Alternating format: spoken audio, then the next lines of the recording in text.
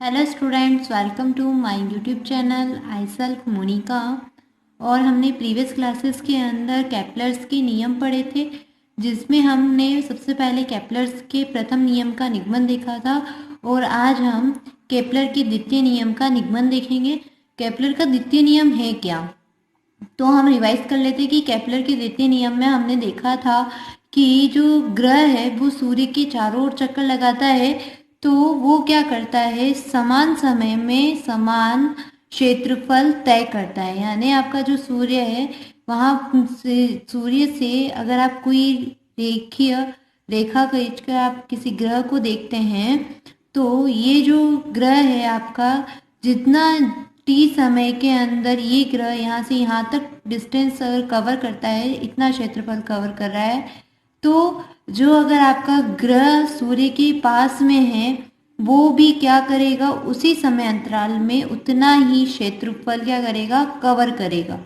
लेकिन उसकी क्षेत्रीय चाल तो नियत होती है, लेकिन जो रेखीय चाल होती है वो क्या होती है, नियत नहीं होती है। यानी ये क्या होगा, यहाँ पर इसमें जो ग्रह है आपका, वो धीरे धीरे चल कर कितना क्षेत्रफल तय करेगा, और यहाँ पर जो ग्रह है वो जल्दी चल कर के, यानी उसका वेग ज़्यादा होगा और वो ज़्यादा क्षेत्रफल, यानी थोड़ा सा ज़्यादा करके क्षेत्रफल दोनों ही इक्वल ही तय करेंगे।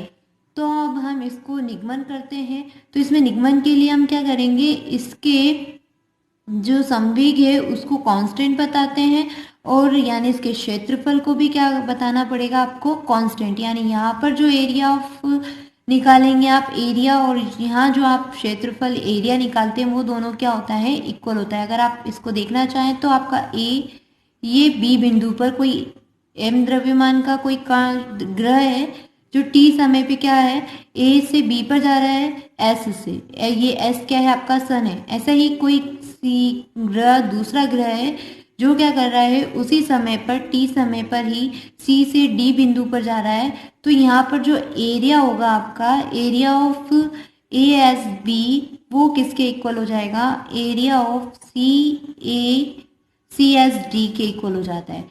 ठीक है, तो यानी ये क्षेत्रीय फल, ये क्षेत्रीय चाल और ये जो क्षेत्रीय चाल है, ये क्या हो जाएगी, कांस्टेंट होगी। तो ये बताने के लिए हम इन दोनों एरिया को इक्वल, या फिर एरिया को क्या बताते हैं, इन दोनों एरिया को नहीं, एरिया के फॉर्मूले को या आप कांस्टेंट बताएंगे। तो उसका निगमन करेंगे हम। उसके लिए हम क्या करते हैं कि चूंकि ग्रह क्या है, ग्रह पर सूर्य के कारण लगने वाला जो गुरुत्वाकर्षण बल है, वो क्या होता है, केंद्रीय होगा। केंद्रीय इसलिए क्योंकि जो सूर्य है वो क्या है, फोकस बिंदु पर होता है। अतः जो ग्रह है, सॉरी, अतः ग्रह का सूर्य के परितः कोणीय संवेग जो है वो मान लेते हैं हम एल वेक्टर है, और उसकी परिमाण तथा दिशा जो है वो दोनों ही क्या है, अचर है। जो कि हमने प्रीवियस जो क्लासेस थी उसके अंदर हमने प्रूफ भी करा है कि जो एल वेक्टर है वो अपने केंद्रीय बल के लिए प्रूव करा है। वहां पर एल वेक्टर यानी संवेग, कोणीय संवेग को अचर यानी नियत बताया है, तो उसको भी हम यहाँ पे देख लेंगे। इस ये क्या होगा, कोणीय संवेग नियत होगा यानी अचर होगा। फलतः ग्रह की गति एक तल में ही होगी, यानी इसमें जो ग्रह की गति वो एक ही प्लेन पे होती है। फिर हम देखेंगे, उसके लिए हम मान लेते हैं कि किसी समय टी पर ग्रह की स्थिति ए है तथा ग्रह का स्थिति वेक्टर आर वेक्टर है। तो हम एक क्या बना लेंगे, आप एक डायग्राम बना लेते हैं, जिसमें क्या हो रहा है, आपका एक सूर्य है आपका, जैसे कि कल बताया था, एक आपने वही डायग्राम बनाना है आपको। एस ले लेते हैं, जहां पर आप क्या कर लेते हैं, ग्रह को एक स्थिति ए पर मान लेते हैं, जो क्या है, टी समय पर है। ये ए बिंदु पर ये जो ग्रह है स्मॉल एम द्रव्यमान का, ये स्मॉल एम द्रव्यमान का ग्रह कहाँ पर है, टी समय पर ए बिंदु पर है, जहां पर ये कितनी दूरी पर है, इसकी जो दूरी है स्थिति वेक्टर, यानी इसकी सूर्य से ग्रह की दूरी कितनी हो जाएगी, आर वेक्टर हो जाएगी। एवं इसका जो रेखीय वेग होगा वो v वेग है। ठीक है, अब v वेग है तथा t प्लस डी टी समय पर ग्रह की स्थिति क्या हो जाती है, b हो जाती है। तो यहाँ से यहाँ तक ये कहाँ पर पहुँच गया, p बिंदु पर पहुँच जाता है।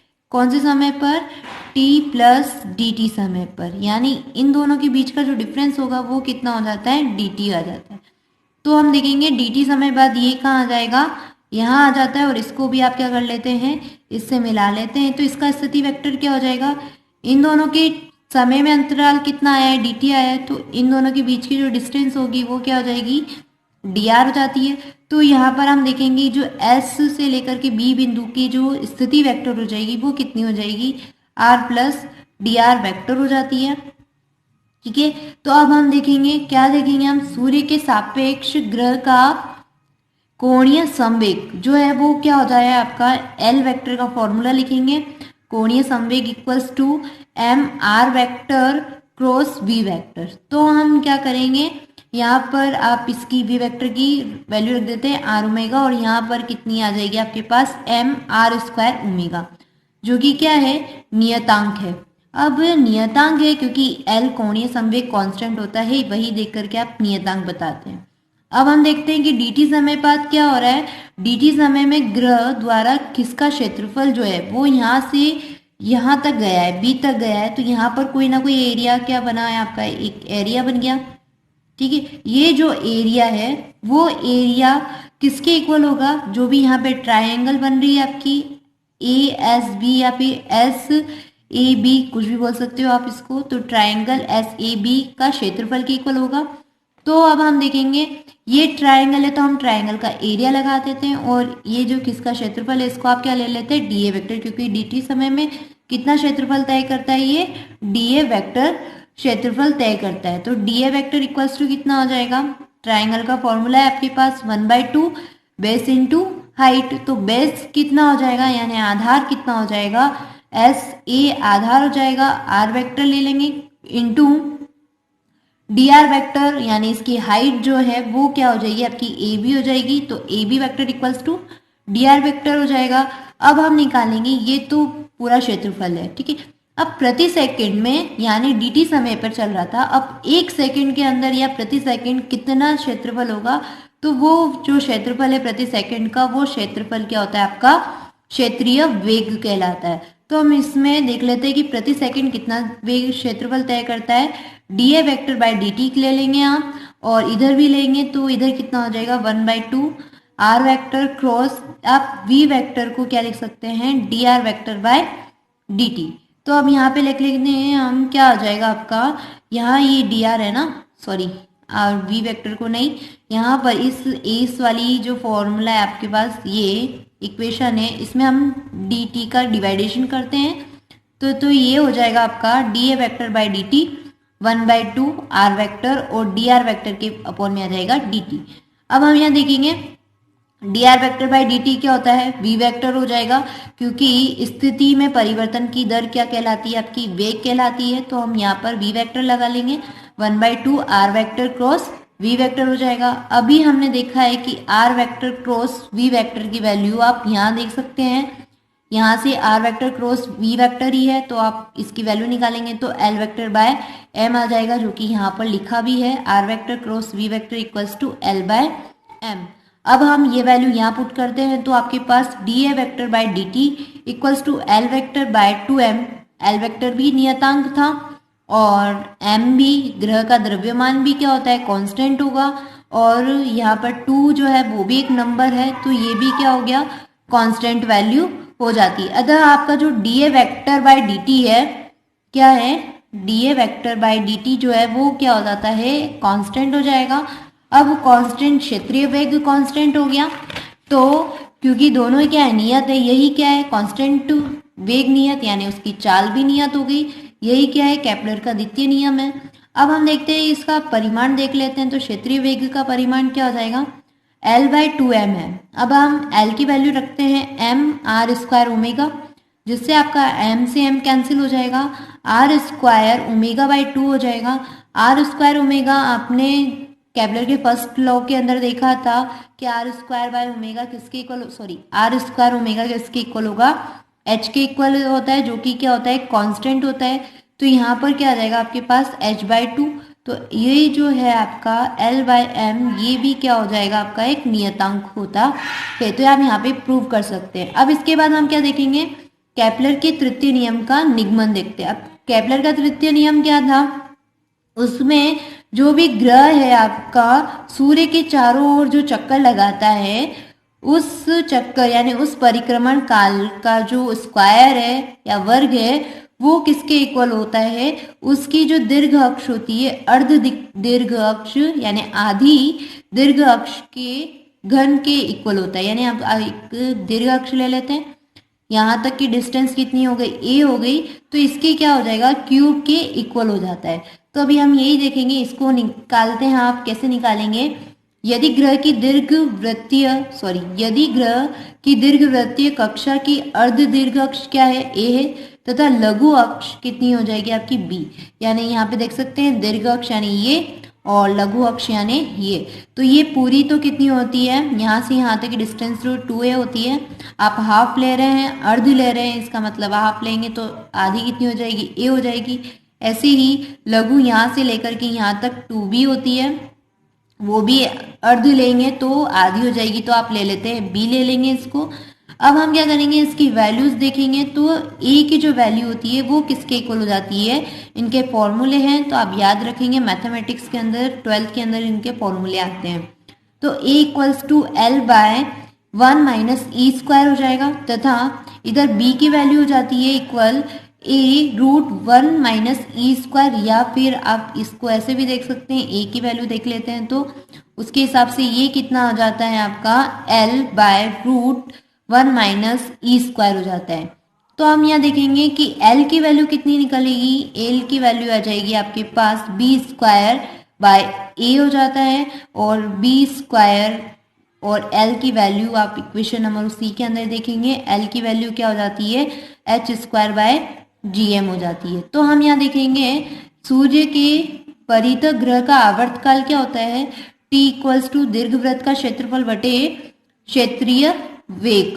तो दीर्घवृत्त का क्षेत्रफल जो है वो क्या होगा, वृत्त का क्षेत्रफल आपको पता है क्या होता है, पाई आर स्क्वायर होता है। अब यहाँ पर आर क्या होगी, उसकी त्रिज्या होगी, तो यहाँ पर त्रिज्याएं 2 है, एक आपकी दीर्घ अक्ष है और एक लघु अक्ष है, तो पाई तो लेना ही है और साथ में दोनों को ही इंटू कर देते हैं। तो जो ये पाई ए बी है वो दीर्घवृत्त का क्षेत्रफल हो जाएगा, और क्षेत्रीय वेग तो अभी आपने निकाला है, क्या हो जाएगा, h/2 निकाला था अभी अपने ऊपर, कितना आया था, क्षेत्रीय वेग का परिमाण देखा था आपने, वो कितना आया था h/2। तो आप यहाँ पर क्षेत्रीय वेग का परिमाण रख देते हैं, तो t इक्वल्स टू कितना आ जाएगा आपके पास, पाई ए बी बाय h/2। तो h/2 से 2 कहाँ चला जाएगा आपका ऊपर, तो यहाँ कितना हो जाता है आपके पास 2 पाई ए बी बाय h हो जाता है। अब हम क्या करेंगे, आपको तो स्क्वायर चाहिए, तो हम क्या करते हैं, इस इक्वेशन का वर्ग ले लेते हैं या स्क्वायर ले लेंगे, तो हम देखेंगे क्या आ जाएगा, टी स्क्वायर इक्वल्स टू 2 का स्क्वायर 4, पाई का स्क्वायर पाई स्क्वायर, ए का स्क्वायर ए स्क्वायर, बी का स्क्वायर लेंगे तो बी स्क्वायर अपॉन एच का स्क्वायर एच स्क्वायर।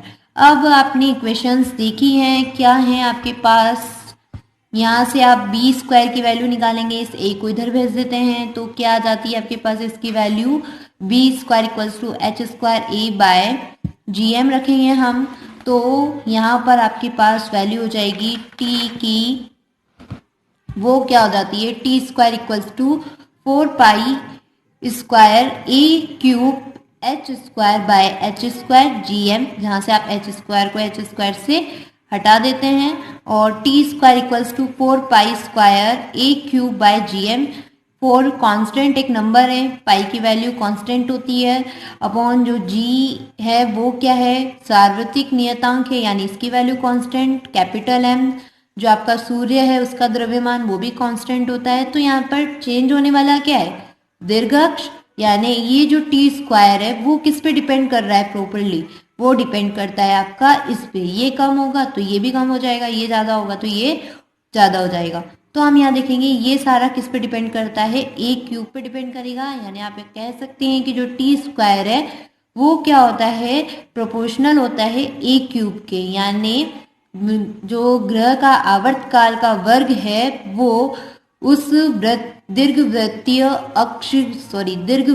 मार्ग के अर्ध दीर्घ अक्ष के घन के समानुपाती होता है, या फिर आप ये भी कह सकते हैं कि जो ग्रह का आवर्तकाल है वो दीर्घ अक्ष की 3/2 घात के समानुपाती होता है। यही क्या है, केपलर का तृतीय नियम है। अब हम देखेंगे क्या होता है यदि सूर्य को स्थिर न माना जाए। ये कब होगा, जब सूर्य क्या है, नियत है, कांस्टेंट जगह पर है।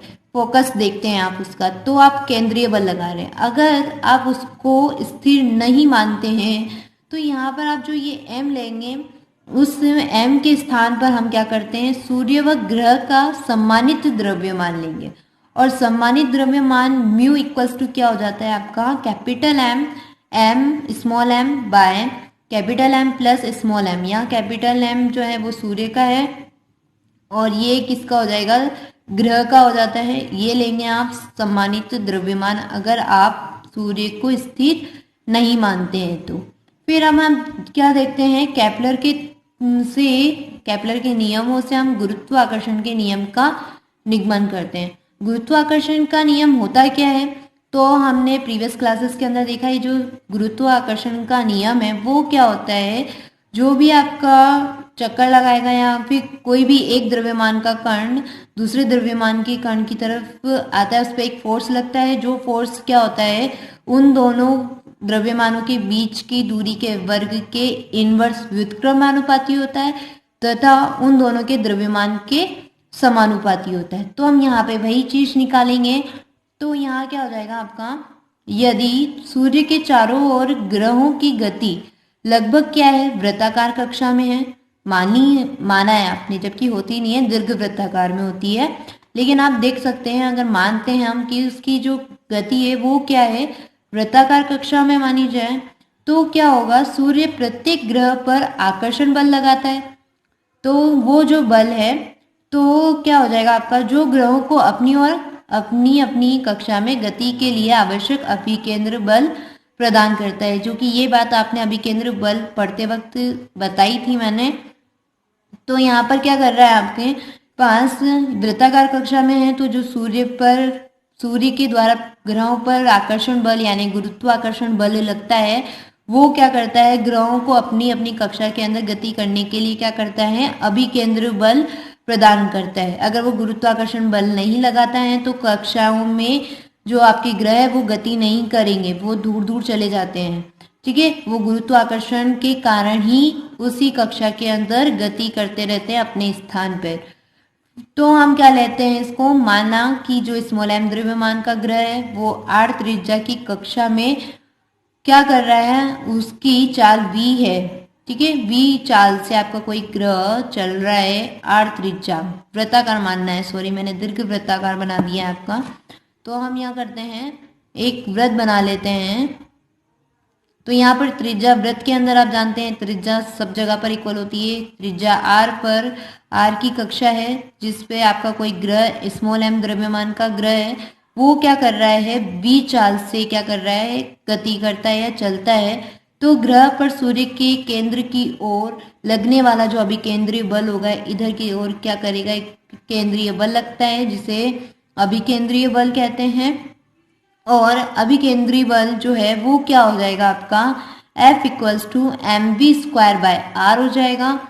और यहाँ पर v स्क्वायर की value omega square r square से एक r कैंसिल हो जाएगा, तो ओमेगा स्क्वायर r वैल्यू आ जाती है।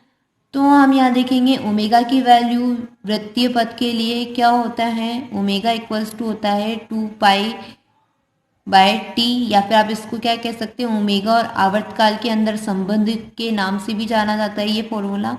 तो हम यहाँ पे भी देख सकते हैं। और यहाँ क्या हो जाएगा, इसकी वैल्यू रखते हैं तो क्या हो जाएगा, 2 पाई बाई टी का होल स्क्वायर, 2 का स्क्वायर 4, पाई का स्क्वायर पाई, m यहाँ पे r यहाँ से, एंड अपॉन में क्या हो जाएगा, t का स्क्वायर आ जाएगा। तो आप यहाँ से क्या देखेंगे,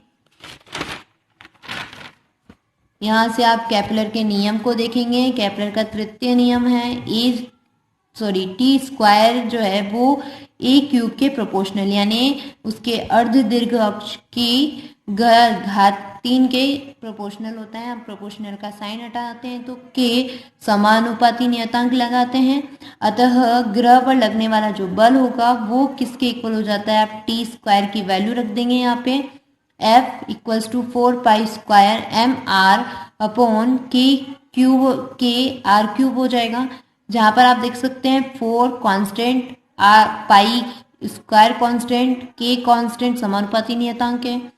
अब क्या कांस्टेंट नहीं है उसके लिए देखते हैं आप m और r भी यहाँ पे कैंसिल हो सकती है, r की पावर क्यूब है, ये r है तो कैंसिल हो जाएगा, ओनली आपका क्या बच जाएगा r स्क्वायर। तो ये पूरी वैल्यू तो क्या है कांस्टेंट है, चेंजेस हो रही है सिर्फ m और r स्क्वायर।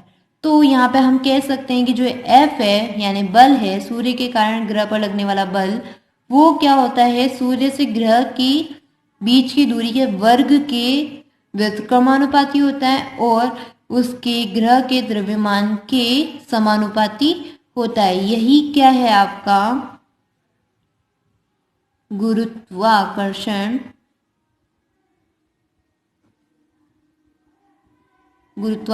नियम है। ओके स्टूडेंट्स, आई होप आज का वीडियो आपको पसंद आया है। प्लीज़ लाइक करें, कमेंट करें एंड शेयर करें my YouTube channel. Thank you students for watching my YouTube video.